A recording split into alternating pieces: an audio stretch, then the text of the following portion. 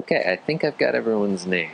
There's Harry Mary, Boozin' Susan, Fartin Martin, Rude Jude, and Vain Jane. All right, all set.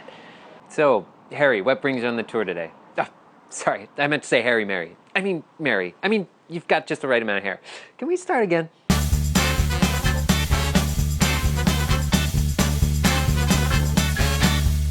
Hi there, Kelsey Toner here from Be a Better Guide, and today we're looking at techniques for remembering names. Remembering.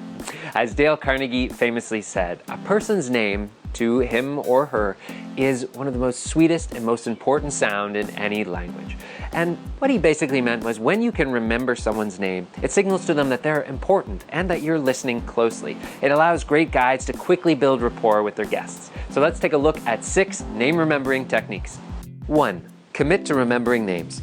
You have to make a conscious decision to remember people's names. Don't let yourself off easy by saying, oh, I've got a bad memory or I'm just not good with names. This is a skill that you can and should work on. So before every tour, say to yourself, I'm going to work on remembering people's names. This intention is half the battle. 2. Focus your attention. The biggest reason that we don't recall the names of our guests is actually just that we weren't paying that close of attention. If someone tells you their name and then 2 seconds later you can't remember it, 9 times out of 10, that's not a memory problem, that's a focus problem, right? We as tour leaders especially can be distracted by all that's going on in our head, the logistics of the trip, seeing that somebody else is arriving, thinking about our first stop or what we might say. This is a habit that we want to break because we want to be 100% with the guests when we're speaking with them. So when we are hearing someone's name for the very first time, we want to try and absorb the name, but 2, also absorb some of the physical characteristics of the person, because the more vividly we can associate that name with a physical person and a face, the more likely we're going to recall. Honestly, the biggest trick to focus is being ready for your tour. Come early, have everything 100% done so you don't need to be running around, and in those first 10 or 15 minutes, you can be 100% focused on learning people's names. 3, repeat their name. Repetition is such a simple but effective technique when it comes to memory. There's a couple ways we can use this with guests. One of my favorites is to repeat their name out loud within the first 5 to 10 seconds of meeting them. So if someone introduces themselves as John, you might say, well, hi John, it's nice to meet you. Or, what brings you on tour today, John? Make this a conscious effort to use their names. Secondly, do repetition in your head silently. So especially if you're doing those circle introductions, for Peter, Paul, and Mary, we might, after each new person's name, repeat and go back around the circle so that you're solidifying those names through repetition. So when we got to Mary, we might say, okay, Mary, Peter, and Paul. This repetition will go a long way.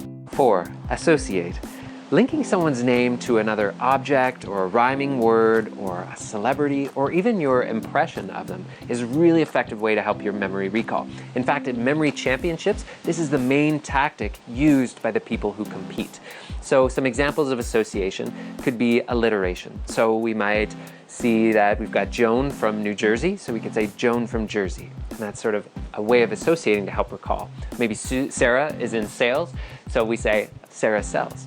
We could also use rhyming words like there's Dave, Dave needs a shave, or Harry Mary, or other non-hair related associations as well. You can use celebrities. So if Ryan, imagine a scene with Ryan Gosling or Nicole dancing with Nicole Kidman, that can help. Or even sometimes the impression that they give of you. So we might say, oh, Paula's a little pushy. You could say pushy Paula or sweet Susan or something like that. All of these little associations actually make a huge difference, and this tactic I found super effective when I was remembering people's names. 5, use aids. Depending on the nature of your tour, you might have a guest list or an equipment list that has names on it. This is fantastic to use as a resource, and you could even have it on your clipboard or in front of you and be making notes as people are introducing themselves. It could be physical characteristics or some of the associations that you want to make, like green shirt, giant afro, man with the monocle, depending on your tour, of course. You can also use just a clipboard and note paper if you don't have a guest list to take some notes on people's names. Some people use their phone. You just want to be careful that doesn't look like you're distracted. But using a notes app on your phone can work as well. 6, test yourself. Throughout the tour, do a quick scan to see whose names and associations you may have forgotten, and then try and find a way to figure out those names. You could ask somebody that they're traveling with discreetly, but honestly, the best way is just to directly ask. And don't be embarrassed about it. Say something like, I'm sorry, could you remind me of your name? and people are very understanding and they'll appreciate your authenticity. So those are 6 tips for helping you work on your skill of remembering people's names. But to help you further, we've also created a PDF cheat sheet called Creative Name Games for Tour and Activity Leaders. Now these are some of our favorite icebreakers and activities that are really designed to help people learn each other's names. And this is great not only for you as a tour leader, but also helping your guests learn each other's names, right? Because that helps with group cohesion, it helps avoid some of that awkwardness and the downtime when guests need to interact with one another, and it helps create that sense of journey. So you can download that PDF by clicking the link below, have a look through, and then just choose the icebreaker or name game that might best fit with your style of tour. Thank you so much. As always, please feel free to like or share this video. It means a lot to us. You can subscribe to the YouTube channel, but before you go, let us know in the comments what are your best techniques for remembering people's names. Thanks so much for being here, and we'll see you next time. When I was researching name games online, what actually came up a lot were these sites that use like your initials and your birth date and then give you your name if you happen to be an elf or a pirate. My elf name is Cookie Festive Fingers. My pirate name is Stinky Two Toes.